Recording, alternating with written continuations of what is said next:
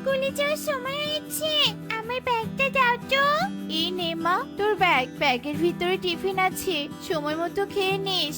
আর হ্যাঁ, স্কুলে গিয়ে কারোর সাথে কোনো প্রকার দুষ্টুমি করবি না, একদম ভদ্র মেয়ের মতো থাকবি। আমি কোনো দুষ্টুমি করি না মা। আমি যে গরিব জন্য কনক পারল দোষ করে, সেই দোষটা আমার উপর দেয় আর ম্যাডাম আমার বিচার করে। মা তুমি বলো ওরা এমন কেন করে? জানি না রে মা, ওরা কেন এমন করে। তবে যাই হোক, তুই ওদেরকে কিছুই বলিস না, ওদের থেকে দূরে দূরে থাকিস কেমন? এবার যা মা, আমার কাজ যেতে দেরি হচ্ছে। আচ্ছা ঠিক আছে মা, আমি চললাম। এই বলে টুকি স্কুলের উদ্দেশ্যে চলতে থাকে। অন্যদিকে কি ব্যাপার যে কনক বাজন, তোরা এখানে এভাবে দাঁড়িয়ে আছিস কেন? কারোর জন্য অপেক্ষা করছিস বুঝি? আমরা এখানে কেন দাঁড়িয়ে আছি সেই কৌশলকে তোকে দিতে হবে নাকি রে? ওই তো মোটু সে এসেছে, চল পাজল আর দেরি না করে স্কুলে যাই। হ্যাঁ হ্যাঁ চল।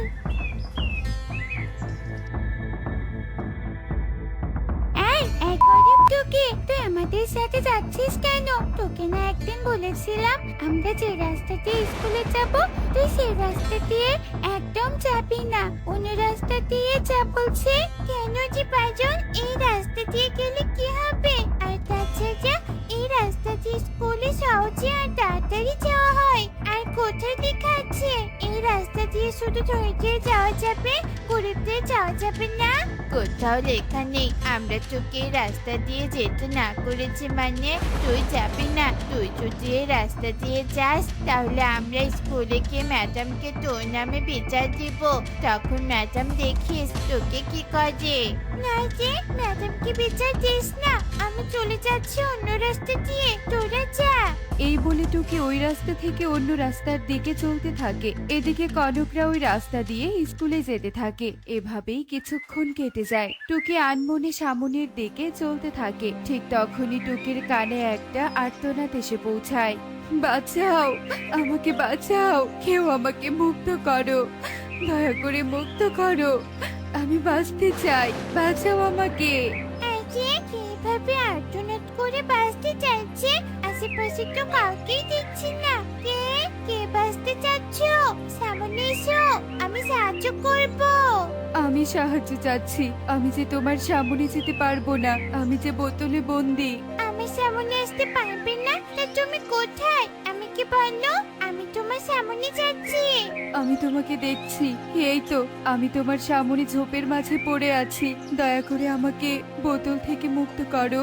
টুকি তার সামনে থাকা ঝোপের দিকে তাকায় আর একটা বোতল দেখতে পায়। টুকি বোতলটা তুলে নিয়ে যেই বোতলের মুখটা খুলে ফেলে, ঠিক তখনই বোতল থেকে একটা পরী বেরিয়ে আসে।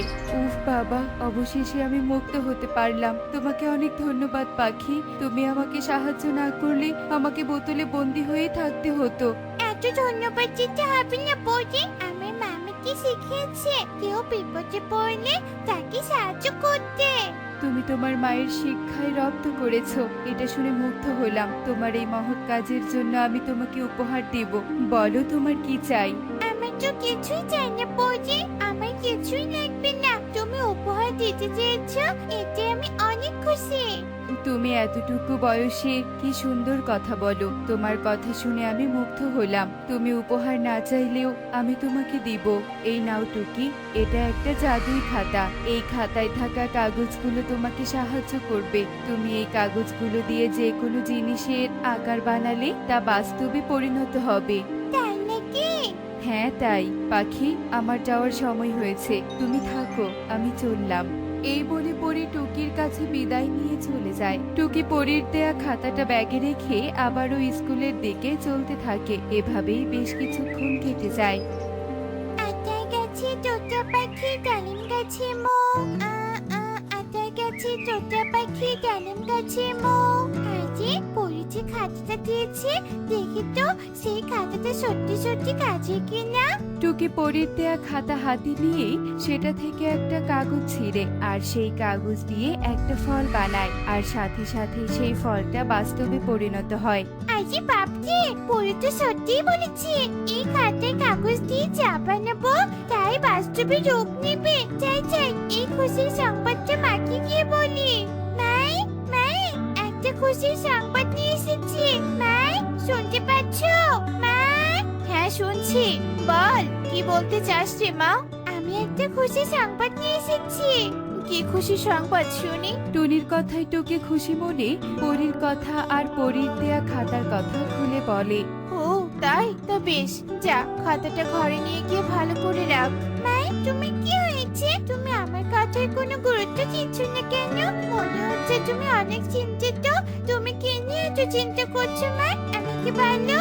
মারি, সামনে বর্ষাকাল, আমাদের ভাঙা ঘরটা ঠিক করার জন্য আজ পর্যন্ত কোনো টাকা জোগাড় করতে পারিনি। ঘর ঠিক না করলে বর্ষাকালে কোথায় যে থাকবো সেই চিন্তাই করছি। মাই, এত চিন্তা করো না তো। এই যে খাতাটা আছে না, এই খাতাটাই আমাদেরকে সব সমস্যার থেকে বাঁচাবে। মানে? মানে হলো আমি এখন এই খাতার কাগজ দিয়ে একটা ঘরের আকার বানাবো, আর তারপর আসল রহস্য দেখতে পারবে। যেই কথা সেই কাজ। টুকি খাতা থেকে একটা কাগজ ছিঁড়ে সেই কাগজ দিয়ে একটা ঘরের আকার বানায়, আর সাথে সাথে সেই ঘরটা বাস্তবে রূপ নেয়। দেখলে মা, ঘর হয়ে গেল। আরে হ্যাঁ রে সোনা, দেখলাম তো পরীর দেয়া এই খাতাটা সত্যি অনেক উপকারী। পরীকে এত সুন্দর উপহার দেওয়ার জন্য অনেক ধন্যবাদ। ভাই, আজ থেকে তুমি আর আমি এই কাগজ ঘরে থাকবো। বর্ষাকালের জন্য তোমাকে আর কোনো চিন্তাই করতে হবে না। এবার চলো মা, ঘরে প্রবেশ করি। ওরা মা মেয়ে কাগজ ঘরে প্রবেশ করে। এভাবেই কয়েকদিন কেটে যায়। পরীর দেয়া জাদুই খাতার সাহায্যে টুনিরা বেশ ভালোই সচ্ছল ভাবে দিন কাটাতে থাকে। অন্যদিকে টুনিদের এমন পরিবর্তনে কালু কাকুলির বেশ হিংসে হয়। কালু, জানো টুনির মেয়ে পরীর কাছ থেকে জাদুই খাতা পেয়েছে। সেই খাতার সাহায্যে ওরা বেশ ধনী হয়েছে। তাই বলি কি, ওই খাতাটা যদি আমরা চুরি করতে পারি তাহলে আমরাও ধনী হব। ঠিকই বলেছো, চলো এক্ষুনি গিয়ে খাতাটা চুরি করে নিয়ে আসি। জাদুই খাতা চুরি করার জন্য টুনিদের ঘরে চলে আসে, আর যেই খাতাটা চুরি করে পালাতে ধরে ঠিক তখনই ওদের সামনে টুনি টুকি চলে আসে। আরে কালু দাদা, কাকুলি দিদি, তোমরা আমাদের ঘরে? আর এই খাতা নিয়েছো কেন? তোমরা চুরি করার জন্য নিয়েছো, তাই তো? হ্যাঁ, আসলে না মানে। ছি ছি দাদা, তোমরা এত নিচে নেমেছো? দাও, আমাদের খাতা দাও আর যাও এখান থেকে। আর যদি কোনোদিনও তোমাদেরকে আমাদের ঘরের আশেপাশে দেখেছি তাহলে মোরল দাদার কাছে তোমাদের নামে বিচার দিব। এভাবে অপমান করে টুনি কালু কাকুলিকে তাড়িয়ে দেয়। কালু কাকুলি বাড়িতে এসে বেশ রেগে যায়। ওই বজ্জার টুনি আমাদেরকে অপমান করে তাড়িয়ে দিল, এই অপমানের বদলা আমি নিবই নিব। কাকুলি, আমার সাথে চলো। কোথায় কালু? কালো মেঘের কাছে। কালো মেঘকে টুনির বিরুদ্ধে রাগিয়ে দিব, আর তারপর কালো মেঘ টুনির কাগজের ঘরের ওপর বৃষ্টি দিবে আর ওর ঘর ভেঙে যাবে। বাহ, দারুণ বুদ্ধি পেয়েছো তো, চলো তবে। মেঘ বন্ধু, জানো আমাদের বনের টুনি তোমাকে আর আমাদেরকে কালো বলে অপমান করেছে। কেন? আমাকে কালো বলে অপমান করেছে কেন?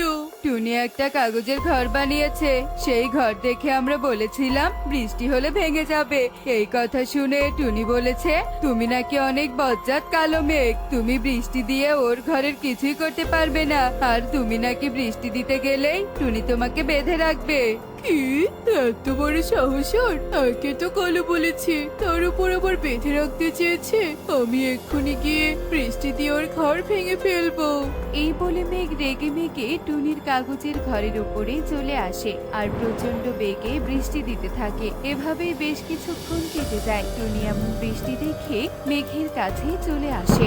মেঘ ভাই, তুমি এভাবে বৃষ্টি দিচ্ছ কেন? তুমি দয়া করে থামো, নয়তো যে আমার ঘরটা ভেঙে যাবে। তুই আমাকে করেছিস, তাই তো বৃষ্টি দিচ্ছি যাতে তোর ঘরটা ভেঙে যায়। আমি তোমাকে কখন অপমান করেছি? এসব তোমাকে কে বলেছে? কালু কাকুলি বলেছে।